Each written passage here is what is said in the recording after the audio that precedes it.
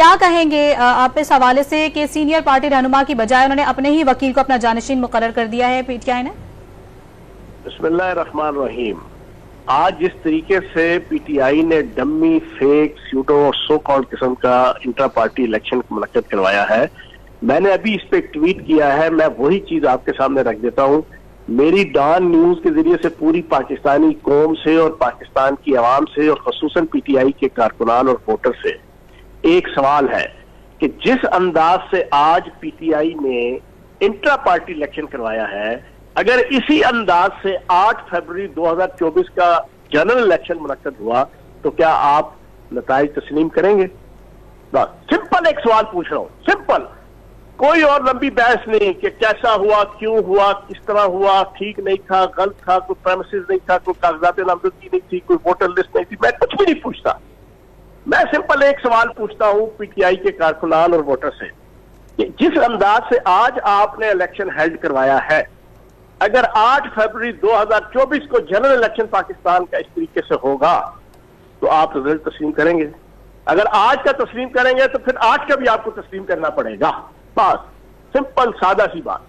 ٹھیک ہے. تو فیاض الحسن چوہان صاحب، آپ عوام میں بھی جاتے ہیں، عوام کی رائے بھی جانتے ہیں، آپ کیا سمجھتے ہیں پی ٹی آئی جو ہے وہ عمران خان کے نام سے جو ہے وہ پہلے تھی اور لوگ عمران خان کے لورز تھے، اس وجہ سے پی ٹی آئی کو سپورٹ کرتے تھے، لیکن اب جو ہے معاملات دوسرے ہیں. چیف الیکشن کمیشنر نیاز اللہ نیازی نے تمام امیدواروں کے بلا مقابلہ منتخب ہو جانے کا اعلان بھی کر دیا ہے. نوٹیفیکیشن بھی کل تک جاری ہو جائے گا. ووٹر سپورٹ کرتے ہوئے آپ کو نظر آ رہے ہیں کہ ووٹر سپورٹ کریں گے؟ آپ کے پرویز خٹک صاحب نے پارٹی بنائی پی ٹی آئی پی، آج بن گئی ہے پی ٹی آئی پی پی. یہ بھی سن لیں، یہ ہے پاکستان تحریک انصاف پیپلز پارٹی. یہ آصف زرداری صاحب کی جھولی میں چلی گئی ہے یہ پارٹی، جناب براستہ چودھری اعزاز احسن صاحب. اور یہ P T I Peoples Party کے ٹکٹ سے پریسٹک دور نے الیکشن لڑا ہے 2018 کا. جمعہ 4 دن نہیں ہوئے ان کو، 4-5 مہینے ہوئے ان کو پی ٹی آئی میں شامل ہوئے. میں نے 17 سال اس پارٹی میں گزارے ہیں.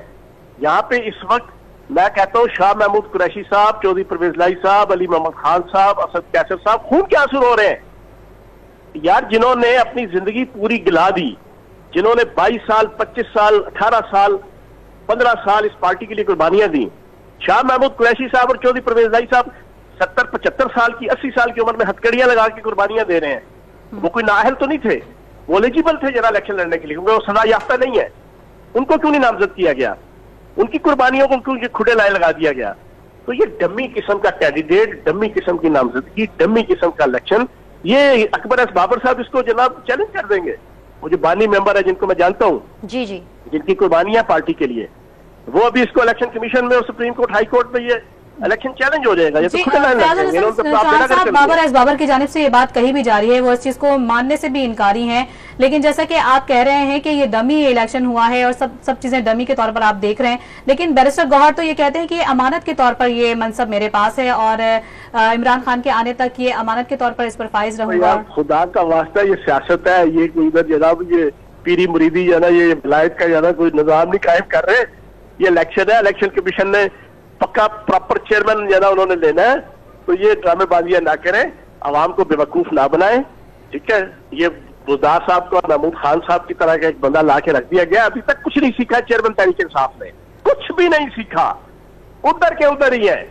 اور یہ اس کے ریپرکشنز آپ کو اگلے 10 دن کے اندر آپ کو نظر آ جائیں گے اور بڑے شدید ریپرکشنز ہوں گے، شدید آفٹر افیکٹس ہوں گے، اور اس کا انتہائی نقصان ہوگا پی ٹی آئی کو بھی اور چیئرمین تحریک انصاف.